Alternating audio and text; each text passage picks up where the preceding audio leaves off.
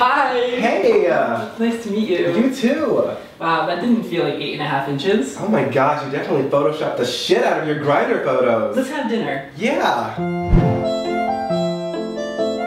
You know, we have 3 mutual friends on Facebook, and I was just wondering if you've slept with any of them. Because I have. Well, I'm hoping that by spending $34.95 on dinner, you'll at least feel obligated to give me a hand job.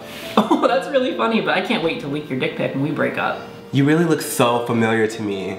Did I see you on Cam 4? Well, the fact of the matter is that I'm never going to love you as much as I love myself. And I really love myself. I mean, I just loved myself right before we had dinner. And judging from our conversation, that breadstick would do a better job topping me than you would. I ate those cheese fries just to sabotage any thoughts that you had of me bottoming tonight. Man, you're almost cute enough for me to trim my ass hairs. Just so you know, I'm pretending to send a text message, but I'm actually on Tinder right now.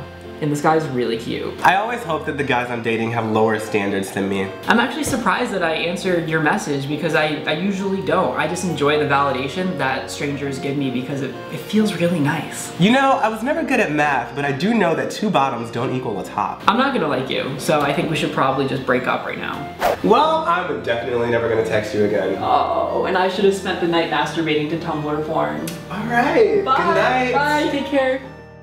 I'm a present. I'm a censored penis.